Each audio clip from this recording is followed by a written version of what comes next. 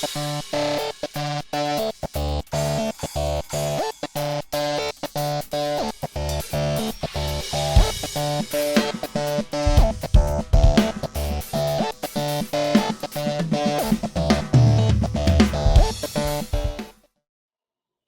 right, so hi everyone, we're back, part 2 with Brian Tichy.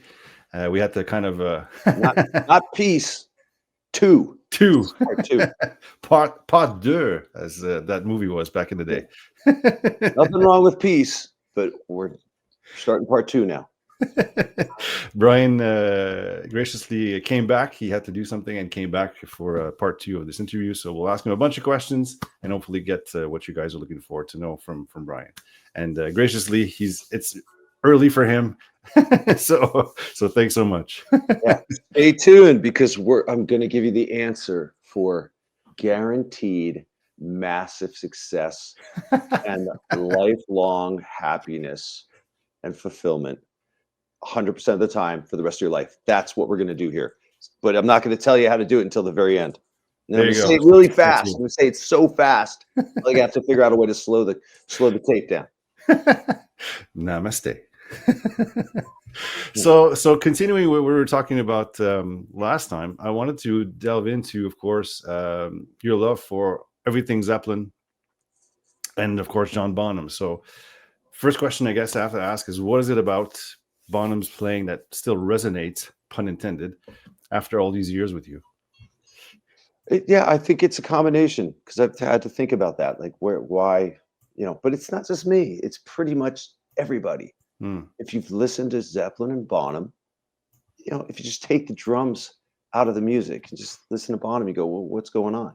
There's a whole big picture there. It's greatness on every level from the band in all ways. But I think Bonham is it's a really nice combination of tone and groove. Really, something's going on there where if you had another drummer in that band, there'd still be a lot of great music.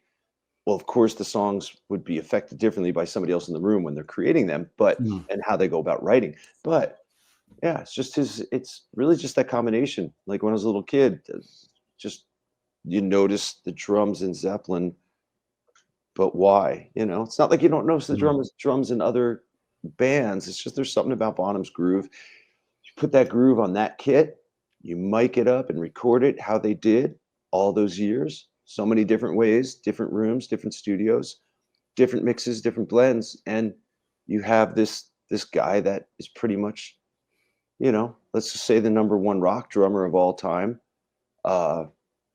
And yeah, it's an opinion, but historically, that's pretty much the general consensus right there, I think so. Yeah, I think so. Yeah, it's just it's my favorite bands. It's the best music, the best band, and I love so many other things about so many bands. But yeah, there's just something about Zeppelin, and I can still listen to Bonham when we have this band, this cover band, the Zeppelin cover band, the Moby Dicks. Right. We play a few times a year when we all can get together and pretty much just go out to Vegas, to this club, Vamped, who are like family to us, and we've been playing there so much, and it's pretty, it's just always a lot of fun. Play close to 3-hour shows and have a lot of fun. But on the rides out, I'll listen to maybe some of the songs that we're playing, like, oh, I should just double check that arrangement, or I'll just get into it's a 4-hour drive out there, so crank up some bootlegs, listen to some Bonham solos, and just kind of get your head in the zone.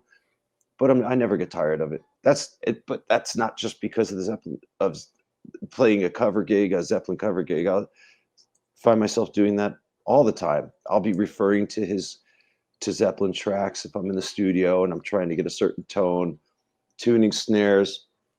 I know Zeppelin 2, you listen to him do the hand drums on Moby Dick at the beginning of the solo, it's a C sharp.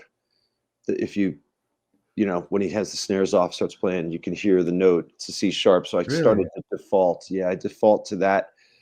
I'd go, I think I'm close when I'm tuning, and I'm usually seem to be around a C. And I'm like, oh, cool. I get to go a little higher into Moby Dick, studio Moby Dick world if I crank it up a little bit. And I believe live, if you listen, sometimes these snares tighter. It goes up to a D. I don't know if it's ever gone to a D sharp. Okay. But I know it goes up. And yeah, so I kind of refer to that that note in that song for, I don't know how many years now, but I know it's C sharp and bass stuff around. I go, well, if I'm in that world, that's good world. And always remember, tune your bottom head up a little higher than you think. Yeah. For that dong at the end, yeah. For that, Yeah. I just did it the other day. I'm doing a session here, and I thought the snares sounded good. It did sound good, but I went and checked the bottom head, and I hadn't checked the bottom head in a while, and it can loosen up and stretch and heat and all that stuff. And I went around like, oh yeah, definitely could have been tightened. As soon as I went back and did a sample recording of just to check tones and levels, it's like the snare just instantly popped. I mean, I could hear it in my ears, but the mic heard it, and it translated into the recording, and it just makes me so much happier when I get that much closer. Yeah. So yeah, I can go on forever about Bonham, but I think most rock drummers are the same as me. I'm not speaking anything new and eye opening. For sure. But I think, I mean, you've been complimented as being the closest thing to what Bonham would be today. Basically, is what. That's just because we're both exceptionally handsome men. There you go. I always naturally gravitated towards playing that way. Like I always kind of thought that was the coolest way to play. Like there's so many great styles. I love Neil Peart, and I love Stuart Copeland and Moon and Stubblefield and Garibaldi and etc. Gadd, whatever. But when I play naturally, it felt like playing rock drums. If you can play in that way, that was the most fun. So I naturally, it's not like I didn't try to like, I'm going to play this way, and No, I don't, it's just digging in and being consistent. And, you can still play that. You can still play that way on a deadened up drum kit, that sounds maybe like better for Fleetwood Mac or Steely Dan or something. Or Ringo. Yeah. You can still attack the drums in the same way, but I naturally play that way in that style, which I'd say somebody like Michael DeRosier from Heart, he just naturally plays that way. You can hear so much Bonham in his playing, which I absolutely love, and I think there's nobody ever that's better to fill that slot if it was to be filled. Michael DeRosier back in the 70s is just so nice. Is he the one on Barracuda and all the hits from the yeah Barracuda? And if Barracuda is probably that's to me one of the top 10 drum tracks of all time. But if you listen to Little Queen or Love Alive, it's like I kind of challenge anybody, find me a better groove than when he kicks into the groove on Love Alive. You just couldn't find a better place for it to sit. It's just I don't know why that song does that to me, but DeRosier affected me in the same way as Bonham when I was a kid. I heard, I just heard his playing, and I was like, there's something in there that's just so massive, such a massive groove going on. And still to this day, it's another one. And his drum sounds so nice, and just the way he hits, his phrasing, his sense of time. Go watch Heart, on YouTube, Cal Jam 2 from '78. There's like 3 songs from Heart, but when they play Little Queen, just it's just there's DeRosier in the 70s playing this, playing his style and his way, and it just comes across. He's one of those guys that wherever you hear him, he sounds like him, and his tone of his full kit comes out. It's his personality comes out. Yeah, I think that was a sound also of the 70s where the kits were way more open, more open, more resonant. But it was like drummers and how they tuned and hit. It's always that, but the recording technique I think was more honest. I think it was a little more natural back then. There was great technology going on. I believe the 70s were the best time for rock music creativity. I'll just stick with rock because I didn't pay, but there was so much fusion going on coming out of the jazz and rock coming together. But recording technology, so much stuff happened from the late 60s, the whole Woodstock era, and from that going into the 70s with recording technology and multi-tracks expanding, and just recording techniques, and then the whole big picture, and somehow, and there was more freedom and creativity. If people wanted hit songs, there were always, everybody wants hit songs all the time, but the stuff you heard on the radio was so much more diverse than what you'll hear now or even after that. For some reason, and it just sounded so nice. The production of the different bands just stood out. Mhm. The Stones sounded like the Stones, the Who, the Queen.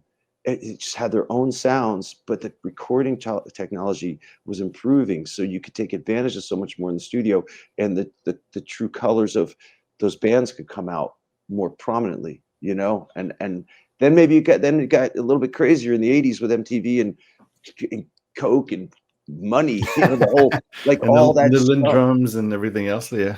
Yeah, and click tracks, which I get it, technology was, but through the '70s, that wasn't there yet. It was Mm, still like, and, live recording, the drummer didn't play to a click, it was all about his feel.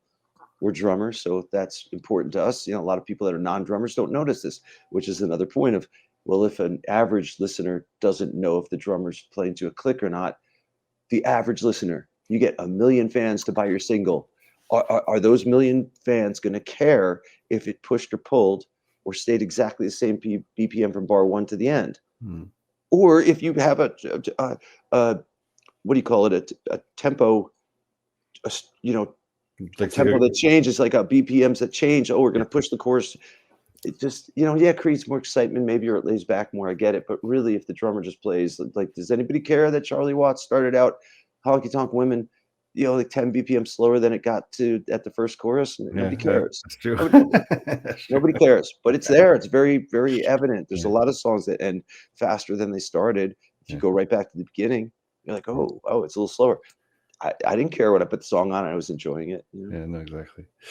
Well, just to kind of closure on Bonham and Zeppelin, you do have, like you say, you have the band, the Moby Dicks, that you've been playing. You also created the Bonzo Bash back in the day, and is Yeah. that still going? No, that all stopped, and I think we last time we did it was 2019. Okay. Next year, I just opted not to do it, and then soon after was the pandemic. Yeah. Then when that stopped, I was already kind of burnt on the whole thing.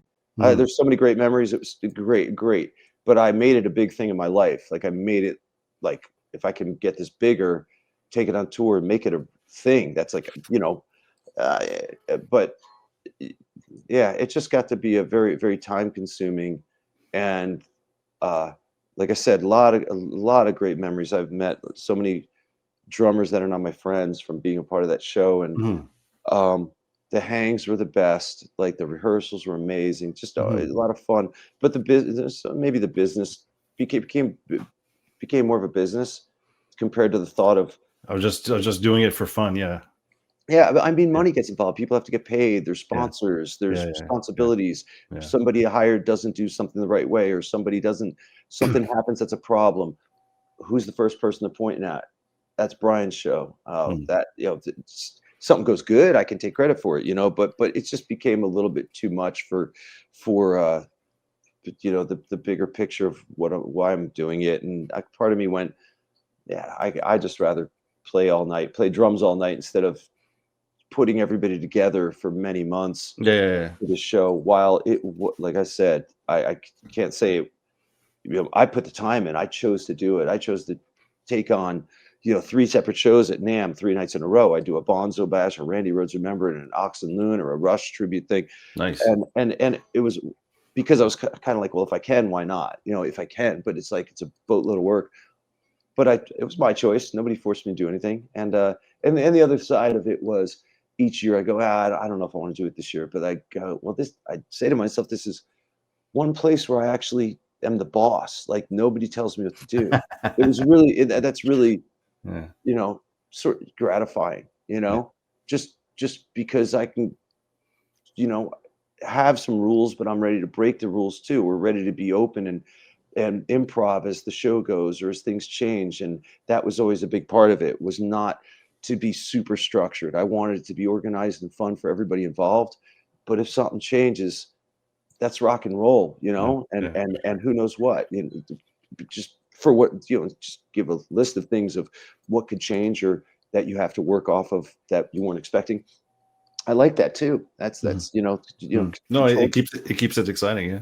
Yeah, Yeah. controlled chaos. But Yeah. yeah, it just became a bit much. But it was Okay. a lot of fun, and I think the concept was great. I do, and I'm glad that I went for it and made it happen uh, back in 2010 because it was just an idea, and it wasn't supposed to be a show with in a venue with people buying tickets and this. It was literally I was going to just get a big rehearsal room and call drummers and have friends that you know, can play Zeppelin songs, and we'd all that was it, and get a keg of beer, whatever. Yeah. And then I thought, well, if we're doing that, if we actually all came together, wouldn't people find this interesting to watch, and wouldn't the drummers rather play to an audience? Yeah. Like I went, well, why not? So I threw it out there to my buddy that was, working at a club that was booking bands and doing this and that, and he thought it was cool, and that's how it happened. So it was like May of 2010. I thought about this, talked to him maybe later that month, and he said, "Yeah, I have this night," which ended up being uh, September 25th, 2010, which was the 30th anniversary of Bonham's passing, and it was a Right. Saturday night. So I was like, Okay. "Well, Right. this is really," and it's a great club. I used to play it all the time in Hollywood, the Key Club, West Hollywood, and I was like, "It's a great venue. I know everything about the place. I know the people there." And my buddy worked there. So we kind of partnered up and made it happen, and it was a lot of fun. Yeah, it was great, Cool. and Cool. yeah, great memories. Cool. Well, quickly, if just Eddie Trunk saw you play recently with the Moby Dicks, and he had this to say. He says, "If you love drums, he's one of my favorites. Brian Tichy last night at Count Vamps. This is one of the top. The top. This is why all the top lists are BS because it all comes down to what you know. Brian is one of the best out there for a very long time, in my humble opinion. So that's what Eddie Trunk had to say about you about that night. So Yeah, he sent that to me before he posted it, and we talked through it and we edited it because he also said I had him edit this out. He said not because of his ability, but just because he's so freaking handsome. And I said, can you just just take that out? I will. So yeah, so But you no, but know, as a that's very consent, nice of him. That yeah, was very nice. I saw that. He's because he spends a lot of time in Vegas. So yeah, when he was there that when we played a few weeks ago, and it was the beginning of January. yeah, Yeah. yeah, So and I love Eddie, and we've known each other a long time, and he's always been so cool about pumping me up, through his show, and just the support from Eddie's been great. And he has a big voice, and he's well known, so yeah, that's yeah. really extra nice when he does that. And he has for a long time. I guess I'm just waiting for that one performance where I really suck, and he has to like kind of sort of change his mind, and you know.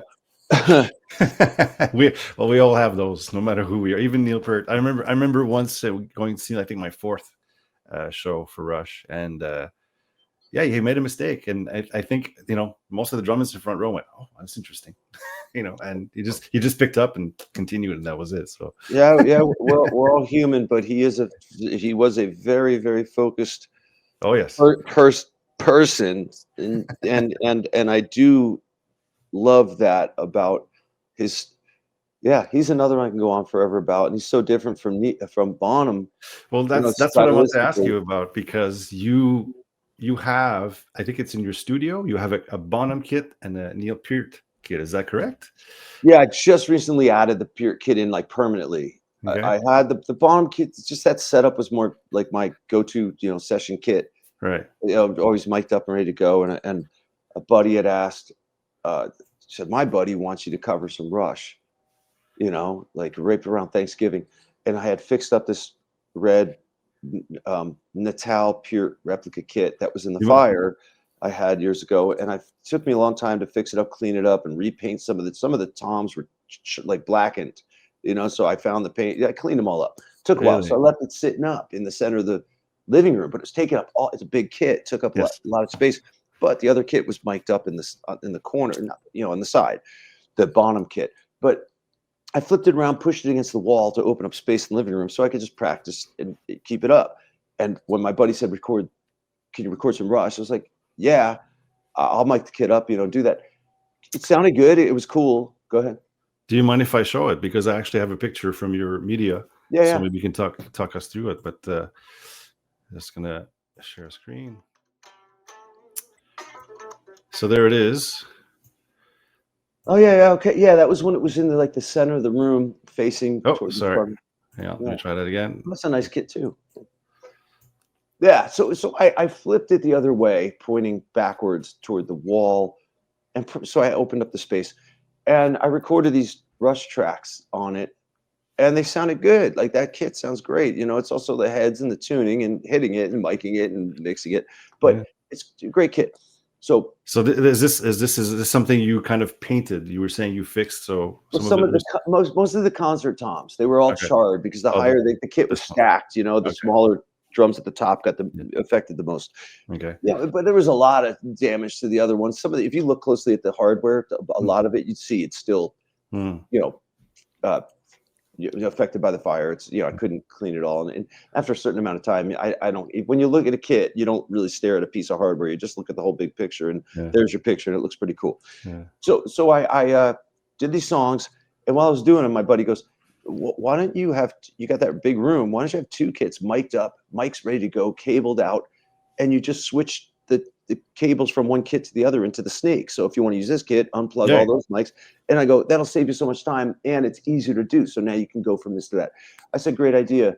I'm gonna do that because then I'll have a choice of two totally different kits, and I have all these drums. This is what I do. Why not? Why leave it, you know, unmiked up or put it back in the garage or something?" So I have another old Tama Superstar mahogany kit that I got from some dude that was all in anneal, and and it was a kind of a fixer upper, but it was still in good shape. Cool. I took that one, hadn't been played in many years. That one wasn't as badly affected really at all by the fire. Put the red one away. I actually set the red one up at Christmas. I piled it up into a big Christmas drum tree and put lights on it. And I used and then after Christmas I took it down, brought in the or while that was there, sorry, I set up the other Neil kit, the mahogany Superstar Okay, so Tampa. you had two. Okay, I see. Yeah. Yeah. So Yeah. that Okay. green kit you see in the picture, I moved to the other side of the room because there's This one here. Okay. a little less space on the other side because there's an entranceway into the Mm, kitchen. But mm. I put it over there, and that opened up where the green kit was. So I brought the Tama mahogany up there, and I started checking out my microphones and cables and stands. Okay, I need some more stands. I need more of this. Ordered some stuff, got it all set up, and then once I had the other the mahogany kit set up, I was like, well, I got to record something, and I basically said, I'm just going to dial in Tom Sawyer. I'm going to on this kit try and tune it up. Spent way too much time bugging out on the tones, but I guess the end result is cool That's because that's quite an adventure. Yeah, exactly. Because you got to get those, all those toms, and yeah, yeah, yeah, tuning toms isn't that hard. You got. I know you just listen to the notes. Just yeah. listen. The snare was hard because that's a really unique sound on Mm, moving pictures. The mm. snare. I bugged out because. And here's a note for all you guys. If you're tuning and you don't have any muffling on the head, or let's just say gaff tape, and you're hearing notes, you're hearing resonating harmonics come out of From the the yeah, snare, yeah. put a piece of tape on it. Some of those harmonics get killed and other ones become more prominent. And that's how I found one of Alex Van Halen's snare notes. I was trying to check out his tuning on a song, and then I put a 6-inch slab of gaff across, and all of a sudden some of the harmonics weren't there, Take and it another in. one came out more Interesting. prominently. And I was like, oh wow, okay, that's now I can hear the note. Like as I was like, where am I? Should I go higher or lower because different harmonics are coming out? So I bugged out hard on trying to get my snare close to Neil's. Also noting that on that track on Tom Sawyer, it's a pretty dry drum sound, Yes. except they have a nice healthy amount of verb on the snare only. So that I covered it, and I knew the song mostly, like pretty much most of that song, like the drum parts. But when you start really dialing it in to play top to bottom with no mistakes, Yeah. it's a tall order, Yeah. and nobody's Yeah. telling me to do it, but I decided I'll do it and Yeah. challenge myself and wanted to, so I got pretty close and uh but yeah, and so you want to talk, details on, I also did subdivisions on that red kit before I moved it. I covered that, but that was because I was hired to do it. So I Mm. did it for the client that hired me to do it. And then after I did it, I was like, I want to videotape myself doing it, which I didn't. So I went back and now I can't edit. Now I'm not going to be editing drum takes, which I did for the client. You know, there was a few takes put together, you know, whatever. Right. Right. Oh, I didn't get that fill right. Go and punch that in. But Right. then I really listened to all, like every tom he hit, every fill correctly, way more detail. Redid the whole thing, one take to video it, and sent the guy that take and said, "Yeah, you already have it, but this is better. This is like you might as well, you know." He didn't say play it perfectly. He didn't say tune the drums as close as you can. He just said cover it. But when you ask me to do that, and it's Neil, in the style of Neil, and for with all respect to everything that Neil Peart represents, I'm like, that's kind of the least you should do. Like you know, a lot of people cover Rush, and if it's on a kit that doesn't sound really in the ballpark, it doesn't, you know, really. It's like all the people that show you how to play Bonham licks and stuff, and they're on a kit that doesn't have that vibe. It never has that impact, and I think impact is important. You know, as it, the stuff I did at Drumeo, we did a whole bunch of Bonham stuff at Drumeo. Yeah, the triplet stuff. Yeah, I saw. Yeah. Yeah, I think the impact is greater when you have a kit. You're like, whoa, that's an open bass drum. It sounds pretty unique because most people aren't recording drums like that or playing drum sets like that. Oh, the snare has a nice bonk and throat to it, and toms are too. If you can give somebody that impact, it's more attractive, and it stands out a bit because it's not your average kit at all. Neither is Neil's really. You know, like it has. Well, speaking of yours, I just want to pick your brain about two things. The first thing is that, of course, the tom floor that's been transformed. I think it's a kick actually that's been transformed into a gong drum.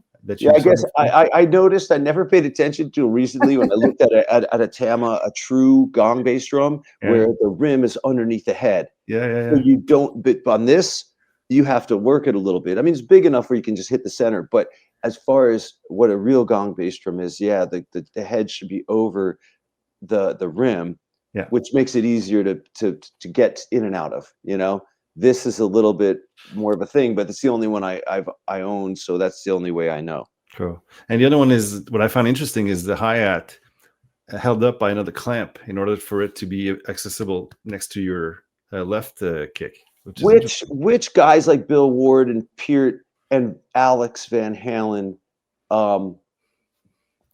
which they didn't do back in the day. You know what I mean? They had to put the hi-hat on a tripod as close as they could to the left bass drum pedal, which puts it at a different angle and puts it further away. You know, which just, you know, you have to reach over a little bit more to play like that, and that was their style. Like Neil played all that stuff, all that focused, detailed, technical, you know, technical drumming, but the hi-hat wasn't nearly as close as you'd want it, you know? Yeah, it was a bit farther, therefore he has to cross more. And so I don't know when they invented that clamp to clamp to the bass drum to get the hi-hat, you know, to be able to close the legs. But whoever invented that in whatever year, that's a great invention for double bass drummers, you know? Cool. It really is. It's just so it makes it's perfect. It's great. But if I was growing up in the 70s and I was wanting to do just, you know, Bozio too, you know? Oh, that's one I've rediscovered Bozio these past 2 years, and I'm in Gaga land. Like I'm just like the high, the fast stuff with his fingers for Destination Unknown. Oh yeah, there's so much great stuff in Missing Persons, like in a pop construct where he's still putting stuff in like that, just that little thing. But oh man, he's had such a huge influence on me. Like there's always, because he was always like next level rock, like because he's technically he's so advanced, and he created his own style in his own world, which I absolutely love. I've always loved Bozio, but he can be so big and powerful and rock, a la Missing Persons, or watching him play with Jeff Beck. That album, the Garage album. There's so much. I mean, he's mainly in the rock world, but he's fusion, and his chops are so next level. You know, just it's such a standout drummer. So inventive and creative. I love him. I love Bozio. Yeah, no, for sure. I just fell into the Missing Person stuff during the COVID, and I was like, what the hell is this? And I knew of them, but I hadn't really had like looked into them, if you will. And then I think I saw the Us Festival video, or some recording passed by, and I was like, Us "What is this?" festivals. You know? Yeah, There's a lot of great drummers at Us Festival, yeah. like a lot, but they all could stand on the side of the stage and watch Terry Watch Bozio and go. go, whoa, because there's nobody playing like Terry. It's this whole post, well, whatever, a lot of maybe Tony Oh, Williams and all this, but there's this, yeah, there's this new age coming in with Terry. That's how I always looked at it. Like there was, it's more fusion-y than Neil. yeah, Like him, Simon Phillips. It was like post Cobham, yeah, yeah, like rock and fusion. It's just yeah, next level. It's like yeah. a next level, but putting it on big kits and inventive, in so many ways. Yeah, But those guys were. Yeah. yeah, not only that, but he went full Rototom Oh in yeah. that show, Yeah. and I was like, "What the hell?" And it sounds amazing. It sounds so different from everything else, you know. So Man, yeah, like I mean, a perfect example of Terry is him being Terry at the end of the opening track on Spring Session M. Noticeable one, just yeah, I forget the yeah, little ending in the yeah, film, yeah, but yeah, I see what you. it's so not normal rock. There's like It's not pop, you no. cannot Yeah, find that kind of playing in. He's letting you know I'm a player and I'm advanced and. But that's how he hears phrases too. Those are Bozio phrases. yeah, for sure. I love it. Yeah, Love it. awesome. It's weird because people post videos of him playing when he started with the ostinato stuff and his style. There was this, we Oh, the video from mid '80s where he's got the big hair and the sound. The kit doesn't sound as great as it used to. Yeah, yeah. yeah, And but I'm like, there's a lot of hate for that one for some reason. But I mean, he's creating something new. I mean, this was new back then. That's what oh people my don't God, get. that Yeah, shit kicked my ass when I heard it. Yeah, yeah, I don't care about the drum brand. I don't even care that much about the tuning. It's like it's an honest tuning at the time. He did the toms were a little different. The kicks were pretty badass. I remember the snare was just like pointy and a lot of attack and sharp. But and then, maybe they go, oh, look at him, he's dramatic. It's like, gee, this is Terry Bozzio. He's an emotional guy, man. This is like yeah. No, yeah, like no, for this. sure. I love it. He's in his zone. For Go sure. get your zone. Get in your zone. Let me see what you do. Look at Terry in his zone. This is a god you're watching. Yeah, You can't. 99% of y'all aren't going to be able to play this stuff. Yeah, well, we don't want to because it sounds like crap. Yeah, right. You did the level of technique and advanced phrasing and the time put into creating a style.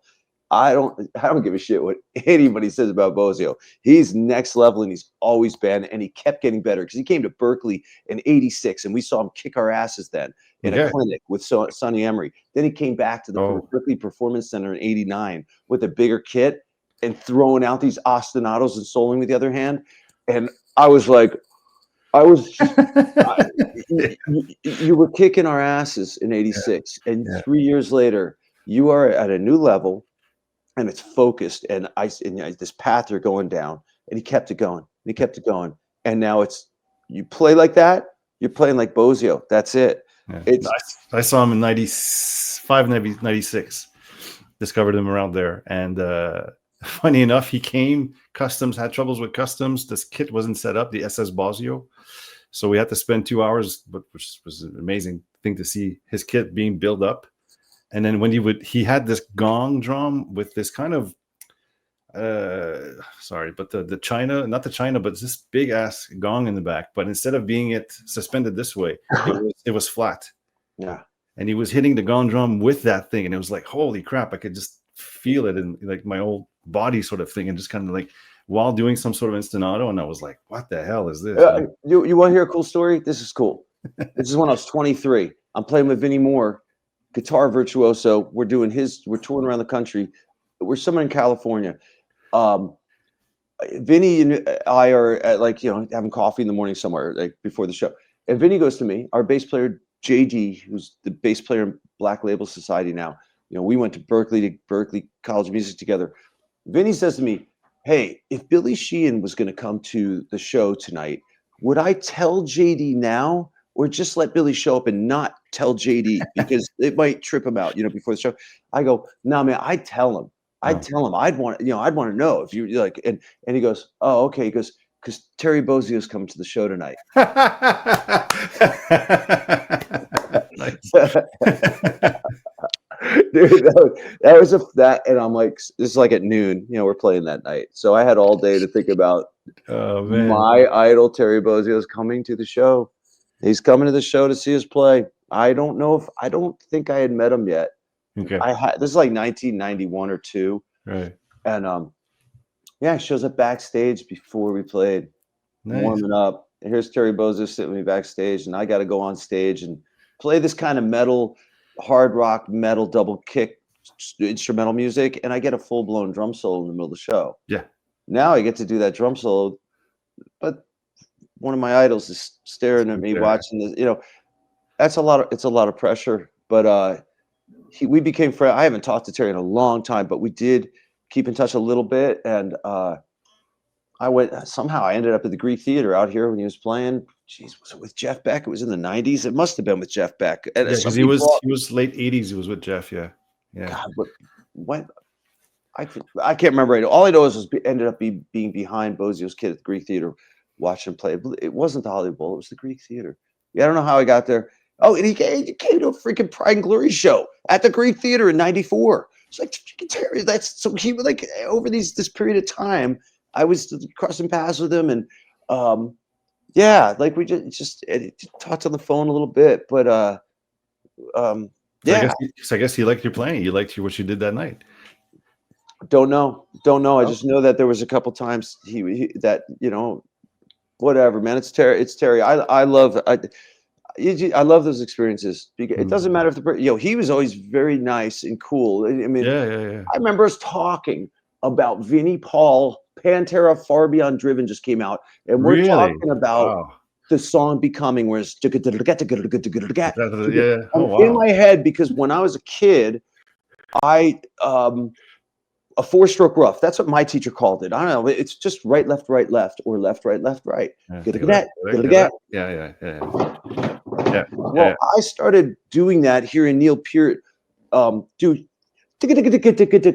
are single stroke, 5-stroke roll, right? It's just but in my head, I heard it as going so fast. I heard it as like I heard it as a 4-stroke rough. So I used to do that all the time, and the kid I wasn't paying attention enough, I guess. But I would go. But if you do it and don't stop, you start with I always start that shit with left hand lead, just because I do. It doesn't whatever. 4-stroke rough, lead with your left. That's your right hand starts leading. Yeah. Then you flip it off. You keep it going. You flip it all. Now you got to do a 4-stroke rough starting with the right, and now your left hand lead. Yeah. So that became an exercise, a warm up exercise, like a. Yeah, you're switching back and forth. Yeah. Then I was like, well, the tighter I make it, the harder it is, but I got to keep it even, keep the triplets and the 16ths even. So it became like. That's a little warm up thing I had. Okay. I hear Vinnie Paul go on Becoming with his kicks. So I'm assuming, as soon as I hear that phrase, I assume it's. And I'm like, Jesus Christ, is Vinnie seriously flipping 4-stroke roughs with his feet between 16, eighth note triplets and eighth notes? Or what? Sorry, 16s. Yeah, 16 note triplets, 16 notes. That's it. So I go to Bozzio. There's that track on the new Pantera record. I think he's going.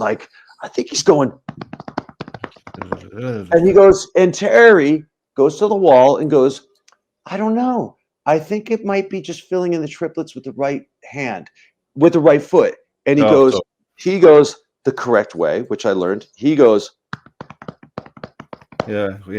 And I go, wait, that's like bottom triplets with your right, filling, just playing time with your eighth notes. And I go, yes. I go, it probably is that. That makes sense. Vinny invented it. Vinny did it. Vinny sounds like insane, but it's funny. Terry and I were talking about that. I don't think Terry would remember this, but he's the god. I'm the fan. Of course, I'm going to remember that. and I was friends with Vinny at that point. Like Vinnie Paul and I were friends way back then. But I never geeked out like talking drums with him even though I was hardcore Pantera, like watched all those home videos, listen to Pantera, like just the hours I would go running and listen to Pantera, like yeah, for sure. It is a pumper. you God. don't feel down after a Pantera album. No, I still do. I still recently bought Great Southern Trendkill on my phone. That's like, a heavy record. Wow. That's probably my favorite one as a full complete. As all, I love Vulgar, love Far Beyond. I love Reinventing the Steel.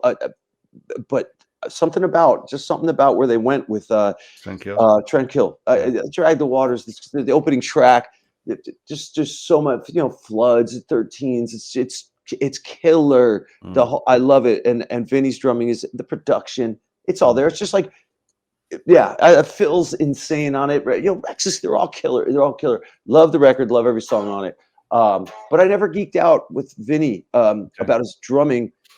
Although we have over the decades, hung out a bunch. He'd come see me play in Vegas because he moved to Vegas. He had Texas and Vegas. Last time I saw Vinny, we did a 4 a.m. air hockey battle in his dining room. We had an air because I saw a clip on YouTube, Vinny Paul in his house, and they start showing. I'm watching this clip. Vinny Paul's out. Click on it. This is like a long time ago, and the background music is my music that they put in the video because I write songs for this dude that would get my stuff in movies and commercials and TV shows. Like, I'd be at Burbank once and there's some commercial on the record and I go, that's a decent snare sound. I go, oh, that's my riff. Wait, that's my music. I wrote for this guy. For 20 years I did this. I still do on occasion. He sold his company to Universal, kicked ass with it. But anyways, I'm like, that's crazy that my stuff's in this clip.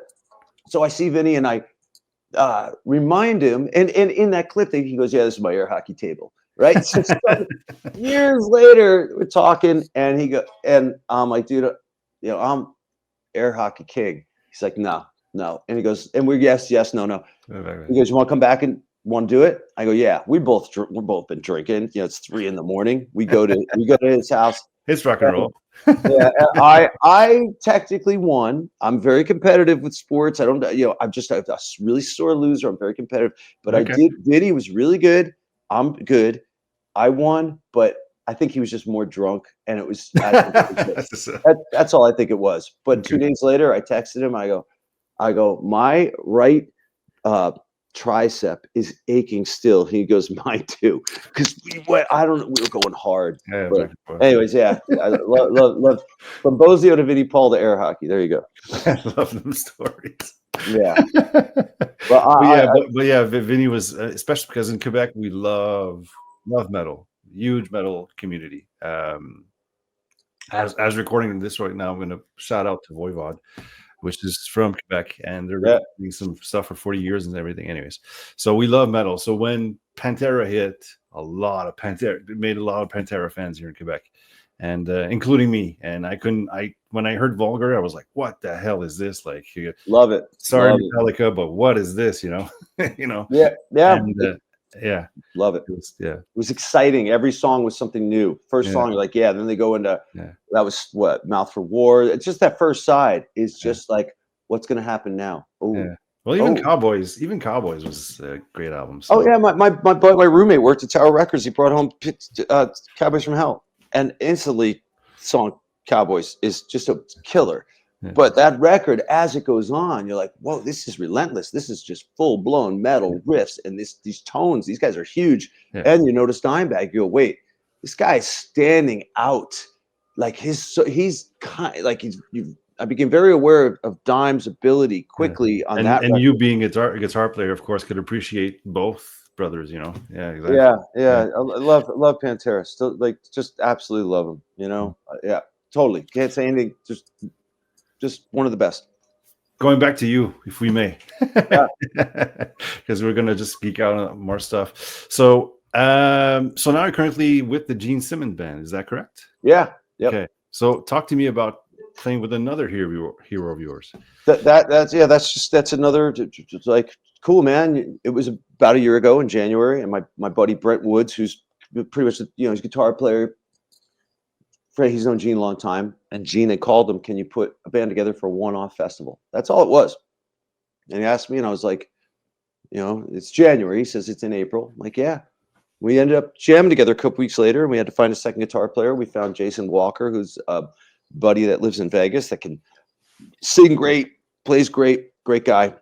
So it became, that's the band, you know, Jason, myself, and Brent. And then Gene ended up soon after. You know, he's Gene. He's, I guess people make him offers, and we did a European run in like July, August. Last year? Yeah, last year. So we did, you know, and a couple shows for Rock and Brews, because he's like, you know, part owner or something to that, and that franchise, that restaurant. But playing with Gene, what can I say? Kiss was the first band. This guy was all over my walls as a kid. The records were the first rock records I bought, and learned ghost notes from Calling Dr. Love. Like literally learned how to play a ghost note from Calling Dr. Love. Like that's a huge memory to me. Like the excitement of learning a ghost note on a rock drum kit, when you learn a backbeat, maybe a couple kick drum patterns. Now you put the boogaloo in. Like, oh my God, I'm playing ghost notes. Like I'm actually, maybe I am a drummer. You know what I mean? Like, you know, but it was all Kiss records started it. So Gene's life was what he did with his life was just me with millions of other kids, but it became the start of the path I went on. It is. Kiss was the start of the path. Drums and Kiss. That's where it starts. Peter Criss, first drum idol, who I still love. I defend Peter Criss to anybody. If you know, you know, kind of thing, you know. And if you don't know, I will show you stuff, and you're gonna go, "Oh, I never really paid attention," because you pay attention. It's because Kiss was there was so much showmanship. There's so much of a show. Yeah. That it took so much space compared to the musicianship. So the only band that could put out 4 solo records at the same time of each individual guy on the record, and you know what I mean. But everybody cared because they're all characters. They all had, you know what I mean. Yeah, you know, like as much as I love Aerosmith, or Boston, or Foreigner, or Nugent, go on. Like you didn't know every guy as a personality. Kiss were comic, you know, they were heroes. So playing with Gene is just badass. It's badass because I get to play the songs that I learned how to play drums from, the first ones with him, and he's a really nice guy. You want and you want advice, you want to listen to some Gene experiences in life, that the life he's led from a sober man through the 70s and 80s up to now, stone cold sober. Like you're gonna find Nugent, Gene Simmons, and I think Dee Snider, as far as Zappa. As far as sober people through the 70s and 80s, that's insane to begin with. So Gene's actually crazier than everybody else because of that. That's crazy. You know, well, but you're going to talk to a guy that has this memory. Yeah, no, exactly. This success. So there's a lot to be learned. This is a guy that's experienced in this music business and as a businessman so much, and has been pretty much freaking more successful than just about everybody else, you know. You know what I mean? So I want to learn from that. And his pitch, his vocals, his delivery, great bass playing. I play with him. You know what we do in his world, his style. It's big, it's full, it's massive, and it's Gene. And I'm just glad he's still out there wanting to play, and I get to be a part of it. Well, I saw Kiss a decade ago. They were doing, you know, that sort of reunion tour, the full makeup, the whole thing, and I was like, great, I finally saw Kiss once, you know, and I was like, okay, like bucket list sort of thing. I didn't necessarily want to come back, but I was okay, I saw it.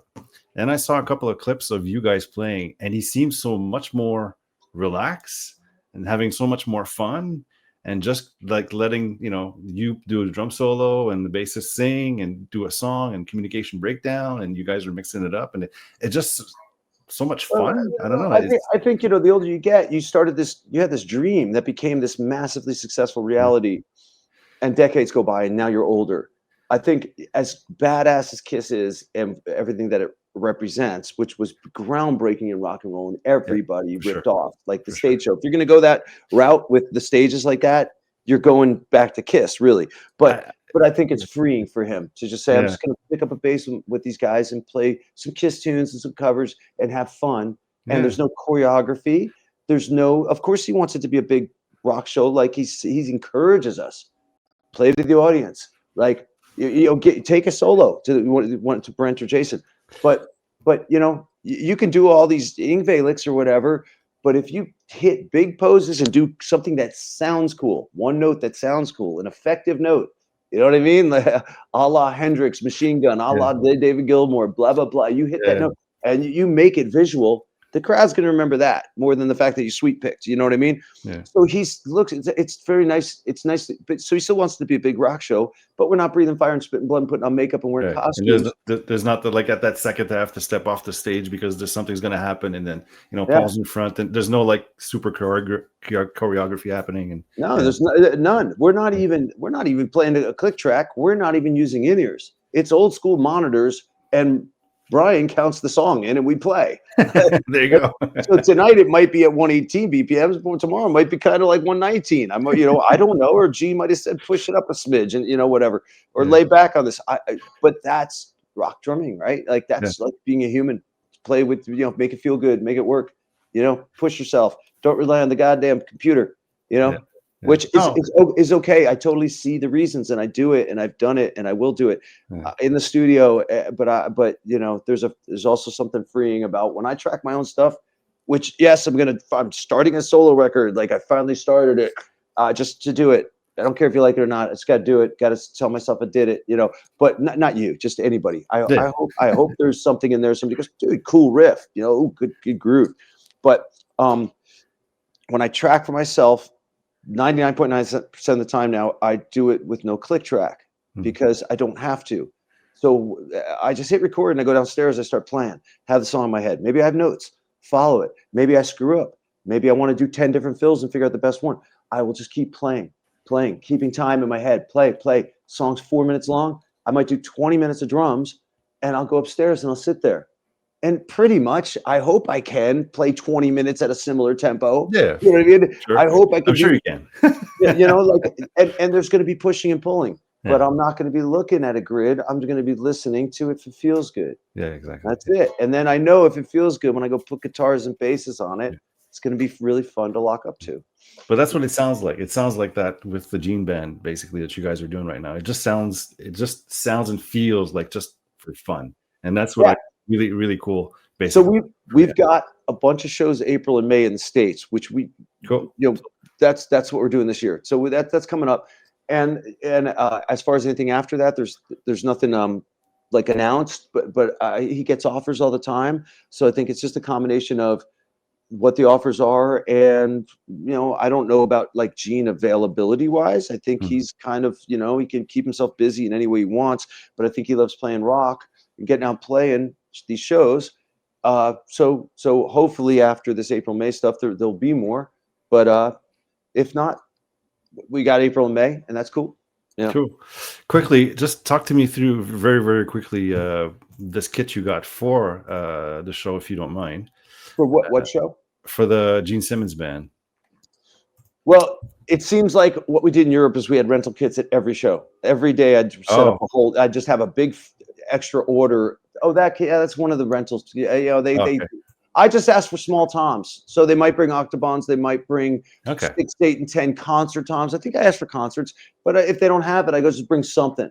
Bring something that's smaller, I'll figure it out. So that kid, that's just one of the kids. I don't even remember where that's from. Look at it. You can look at the gong is hiding behind the drums. The gong's like, I've got stage fright. I'm not big enough yet. I'm only 22 inches. But the rototoms, as soon as I saw them, I'm like, oh, they got to go on the front like Alex Van Halen jump video. You know what I mean? Yeah, it kind of does a little bit of a tribute there. And there's no rhyme or reason why the smallest 6 inches in the middle and the 8s on the to our right and the 10. It's because of the way I had to get them close enough to play them on that stand. Like if I did it any other way, one of the toms was too far. So I just said, put the 6 in the middle. So it's half visual, and I will hit them. I'll put a mic on them. I'll use them. But yeah, it's a double bass kit with two racks, 2 floors, and some other junk they'll send me, and throw some crashes in the annoying china up that high. I'm starting to get annoyed at that china. Like it's like kind of annoying. Maybe it's a little tribute to Jimmy Dean or something. But it's just because booms go high and you can stick a china up there, and stick your stick up there, you can hit it. So it's kind of visual. It's like pop, cha. It's like ka. Like it's like a karate chop. It's like ka. It's just visual. You know what I mean? So it changes a lot. Actually, I'm lying. Ray Luzier, I put it in the middle of my kit, and then Ray called me and said he was going to sue me. Who's also only a Period fan, by the way. He's also a big Demi Period. Oh yeah. I me and Ray, we go back. I just saw him this summer. You know, Korn. Gene Simmons played with Korn at Nice. Wacken, Nice. Wacken. You know, in Wacken, Germany. yeah, the big festival. In Massive, Germany, massive. Yeah. So Ray and I were hanging out. I got a little YouTube footage, or I posted some stuff of us hanging out. I was setting my kit up. I'm setting my kit up by myself while Ray and his tech are over there with his kit all set up, dialed in, ready to go. Everything's marked, everything's exact, tuned up, ready to go. I'm like sitting here changing heads, you know. But I don't care. You know, Gene wants to keep it simple. I was like, whatever, man. What I could say, no, I'm not going to do this gig unless you know, I have drum tech and I get it. Or I could say, you know what, I'm going to play Kiss with freaking Gene Simmons. And, you know, I didn't know that was going to happen before last year. You know what I mean? Fine. You know, give me some new shit in my life. You know what I mean? Let me give me some stuff that wasn't there, that's there now. And it involves me playing drums and getting paid and being a whatever pro drummer on this planet. Cool. Good. Yeah. But even in the States, we were almost maybe going to get like a bus and have our own gear. Whatever. We looked at the travel, weighed out options. But the first two shows are like in California. So I'm going to bring there's a picture of it on my website. The rehearsal kit I used with Gene, my stainless steel. It's 24, 26. I think it was one rack, 14, 16, 18, and a few concert toms that I fixed up that were in the fire, and I painted them silver so they kind of look chromish. But yeah, I'm gonna bring with my gong, and I'll Pisces and whatever. So I cowbell, you know. But yeah, I'll use that kit for the first couple shows, and then we got to fly north. And my buddy who like texts me here and there, you know, he'll grab my drums and drive them back to my house, you know, so we'll carry on. And then the rest of the kits are going to be rentals, and I don't know, whatever ends up there. But at least it gives an idea of what you're using basically for the show, basically for Gene. Yeah. I could use whatever. Like I could just give me a 4-piece kit. It's fine. Like I could, but I was like, for rock and roll excitement, double bass, blah blah blah. You know, just make it look kind of, you know. But we got some Gene Simmons logo heads. Put them on the kick drums. Yeah. You know, make it look kind of official. 2 more questions and then I'll let you go because we could keep going and going. You're known for your drum solos. I mean, with the Moby Dicks, with of course Gene Simmons bands, with so many bands. How did you come about building a solo? What did you want to do? Is it just I'm going to have fun? Is it a lot of improvisation? And how do you do that thing with the stick that goes flying and grabs it? I think that's a really cool thing. The drum solos are mostly improv. Sometimes I'll think about it. I have in my life thought about drum solos like back in the day with Vinnie Moore when I was in my early 20s. I constructed, which I had a whole thing in my head of 5 minutes of sometimes it's free. Sometimes I get a little solo somewhere and I have a starting point, and then someone will go, I starting with like a hot for teacher excitement. Could get me just going off from there. Maybe I'll start on the toms. Maybe I'll start. Sometimes it changes. I wish I thought about it more and it was more focused, because my favorite solos, Periods from Exit Stage Left, and I still to this day think that's the best because it gets so much in a short span of time, and he does so much damage in there, and it's so entertaining, and it sounds so cool, and he hits really exciting rhythms for drummers and non-drummers, and the colors of his kit are all used. It's just really, really, really exceptional. But no, a lot of it's improv. Most of it's improv. It's like you have points, you have a theme. And you want to go, you get from here to there. Yeah, I see what you mean. And there's going to be a bunch of improv. And I have my go-to stuff, like just kind of, but if I push myself, I could do stuff that would make me happier if I practice a little more, and focus a little more. Maybe I will someday. But the stick popping is going and seeing David Lee Roth with his solo band in '86, and Cinderella opened up. And Fred Coury and I have talked about this. We're buddies. And I saw Fred open up for Cinderella up for David Lee Roth. And at the end of the song, Fred went, and he went, boom, hit the floor tom, up in the air, caught it, and then bam, ended the song. I was like, oh, whoa, he did it off the floor tom. Like not the snare like Tommy Lee was doing or Keith Moon has done. Yeah. Which is a lot of stress. Head's right there. You could, pop back and smash you in the face. The floor tom made more sense. It was like, whoa, open space right there. So little by little, I'm talking from '86. Took 15 years. Like I never put more than like 2 minutes a year into it. Every now and then I go, I just hit like little, never spent time, just 10, 15 years went by. Finally, over little bits of time of doing that, I kind of was like, you just hit the tip of the stick on the head and hit the rim shot and release, pop. But how do I control it? I don't know. Every time I do it, I don't know. I don't know exactly what's going to happen. But you do something more and more. But that was it. It was just like, and then I start putting in little bits of places here and there. And then it became, what if I could do that and catch it while I'm playing? Just go to the left on the hi-hat. So 1, 2, 3, pop, catch, you're playing high. Start doing that more and more. Finally went in my head once, what if I'm trying to freak out on the drums at the ending of a song, blah, blah, blah, but I'm hitting those every time one pops, I grab another stick. Like finally put that in, I conceptualized it into actual on stage during the solo with Whitesnake. I thought of this. I was like, if I just keep triplets with my bass drum, ga, ga, ga, ga, ga, ga, ga, I could have enough time to grab a stick and pop it and keep them going. I went for it. Coverdale saw it. He was on the side of the stage and he went, Tischmeister, you've got to do the stick fireworks every night. And I was like, it is kind of cool. Like, I never practiced it, but it made sense. So I got kind of lucky that night. And then it became a thing. And from there on, I was like, that's kind of a winner. It's like entertaining. It's visually entertaining. And it literally is a technique. It's not just throwing a stick in the air and I'm literally creating a sound upon impact, that thing's shooting up. So there is a technique.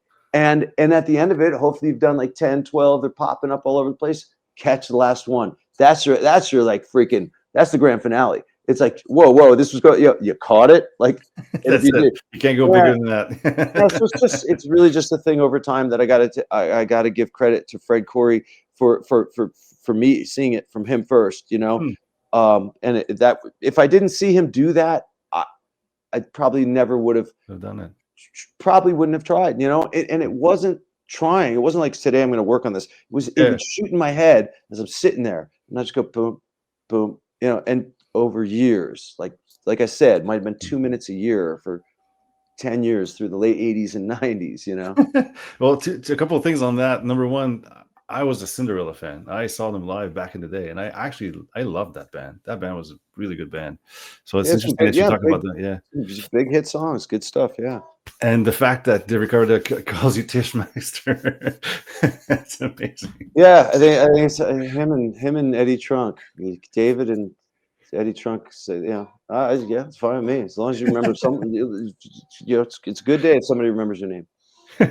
Okay, so we're at the end. So, what advice would you give to drummers today? Like you were saying, now we get to the end, so now maybe tidbit of advice or anything. There's all the years of doing this, because now that I'm older, I got all the years of doing this. I've been thinking about this since I was a little kid. How do I get the goddamn Madison Square Garden with my band? You know what I mean? Like, how do I sell out the Garden with my band? Tall freaking order. Set your sights high. Don't really care too much about what anybody says. Everybody does to an extent, but you're not going to have guys breaking ground if everybody's trying to find flavor of the month. If you want to be a death metal speed double bass drummer and that's it, and you don't care about playing slow, then just do that. If that's what you get known for and you're happy, awesome. If you're 300 BPMs a minute, freak double bass, like if that's what, great. But you sit down and play a slow cover song like a freaking AC/DC and say, I don't care, because you've made a mark doing what you love.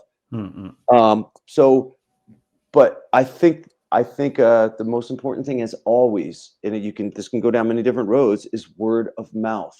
If nobody's talking about you and seeing you play, nobody's going to talk about you and see you play.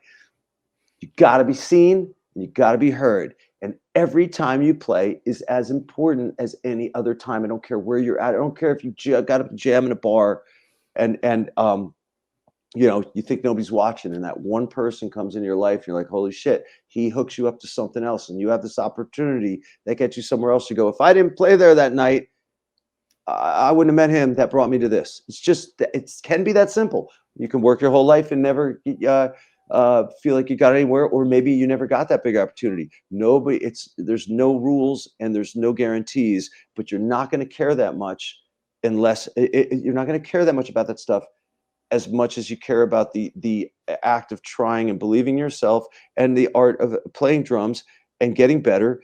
And every little step every little step forward is positive. Like every day, and any day anything can change. So it's easy to get down. I get down. Everybody gets down. Like it's self-doubt, insecurity, and it's going to happen. But there's a bigger picture. Got freaking one life. So I just read this thing the other day. This is the last day you're going to be this old. You're never going to be this young again. Something like that, you know? Yeah, It's for the sure. truth. Not getting any younger, for sure. I can't go back and try the shit I was talking about my 20s again. I can't go back there and go, no, it's done. What I did, I did. You know, do I wish I did 1,000 times more? Yes. 30s, 40s. So here I am. Now I got to take what I've done and what I've learned and use it to the best of my ability. Word of mouth, though. You could put your freaking videos on YouTube, you know, and don't babble too much. Don't talk to people like you're in an audition. Don't go babbling about yourself all the time. Create people wanting to talk to you. Yeah. I gave a girl a lesson. I go, yeah. And I go, showed her the basics. You can keep a beat. I need a rim shot every time. I need hi-hats. You can't be tip of the stick on a rock hi-hat. You got to dig into with the shaft a little bit. Lay into the kick. She had it going. She felt it. She's like, I'm never going to forget this. I go, if I walk into a club and I hear you just go like this, cut, cut, cut. And that's what I hear. I don't mean kill the drums. I mean, make them sound full. Own it. And I hear you playing solid time. I'm going to be like, I'm going to take notice. Wow, she sounds solid. That's the first thing. I'm going to make note of that. I'm not going to forget it. You know what I mean? So it's just, you know, it's a combination of all things. Self-confidence, lose the insecurity. Don't let it creep in too much, and believe in yourself. But don't be over cocky, and don't try too hard to get in people's faces. There's a time and a place. I want people to hear me playing. I would like my playing to drive the attraction. Yeah, no, for sure. Not the cockiness and the personality, but the actual what you do. There's a fine line between stupid and clever, as they say in Spinal Tap. But there's a fine line between self-promotion and just blatant egotism. Egotism, is that a word? No, for sure. Yeah. There's a fine line of, you know, it's like and humility. There's always gonna be somebody that can replace you. Freaking David Lee Roth was replaced. Bon Scott was replaced. I mean, technically Freddie Mercury was replaced. I'm saying, like, you know, so you gotta have humility at all times, you know, because I don't like the feeling of, you think you're a little, you know, think you're a little bit of this and that, and you feel a little this and that, and you get put in your place somehow, or it doesn't go your way, you know, but you were feeling a little extra cocky or whatever. It's not a good feeling. I'd rather just be like, man, if it goes my way, I'm going to work hard. And I'm going to try and kick ass. But if it doesn't, I have to accept it. You know, I can't be walking around thinking, I want to think I could play any rock gig on the planet right now. I'd like to think I could sit down and rock drums at my age and go, I've been doing this my whole life. I have no excuses. It's not out of cockiness. It's out of, I have no excuses. There's not, you know what I mean? So it's like a fine line. No, it's from experience and doing it all these years. So it's not. Am I going to jive with the band guys? Am I going to play exactly how they want? Maybe I'm too much of this or not enough of that. No, but you have no control over that. That's. But I want to think I can. I want to think, you know, I can. And there's been times I've done it. You know, I've filled in for Journey in front of 17,000 people on 1 hour's notice, playing a set with Foreigner when Dean hurt himself, when Casanova just got in the band in 1999. Can you play? Whose kit? I want to use Dean's kit. I've never played Dean's kit. I'm on a click track with Jonathan Kane's pre-recorded voice, you know, separate ways. 1, 2, 1, 2. Like, and I did the whole show like that. I made some train wrecks. It wasn't killer, but there was some stuff that was okay because I knew, you know, chunk of the stuff. But those, you know, I want to think that, you know, you know, through my resume of doing this for a long time, that there's a little bit of built-in trust because of your resume, and you have to have some sort of confidence because of that. You know, you can't walk around, oh shucks, your whole life. Oh, you know, you got to be like, yeah, man, give it to me. I'm ready. I've done this. It's a good feeling, you know, like when you have that a little bit of confidence. Can I do all the things I think where my potential could be at? No, I'd have to practice a lot, but I know my potential is way greater than my ability right now, you know. But I think that's for all of us. We all have, you know, something to shoot for. Something except for Virgil Donati, except for Terry Bozzio, except no, for I think if you're humble, it's a very good sign that you're still oh, shooting. I'm not talking about humility with them. I'm just talking about like their ability is so freaking insane that at some point does Virgil go, I think I'm as far as any human could go with polyrhythms. I don't think the human being can go any further polyrhythmically. Yeah. And then he says that and goes, well, what if I just add one more dotted eighth note to this? We'll stop there. Namaste for the answer. Yeah. Quickly, if they want to reach you, where can they reach you? Where are you available? It's Instagram, Brian Tichy Drums, Facebook. I have a website that's never updated. It's just you can go there if you want to see the email to go, hey, I want a session or a lesson. Just go to my, there's an email on my website, for that stuff. Whatever. Yeah, it's an easy world these days. Google. You want to watch videos? Click my name in there. There's like way too many videos, like of whatever, over the, but yeah. So it's easy. Cool. Yeah. Well, thanks so much, Brian, for so much of the advice and so much of sharing the stories. Yeah. And man. Thanks for having me. Yeah. Hopefully you'll swing by Canada with the Gene Simmons band or some other band, and hopefully see a lot. Yeah. Hopefully, if so, see you at the show. Cool. Thanks so much, man. Brian. Have a good day. Take it easy. Thanks.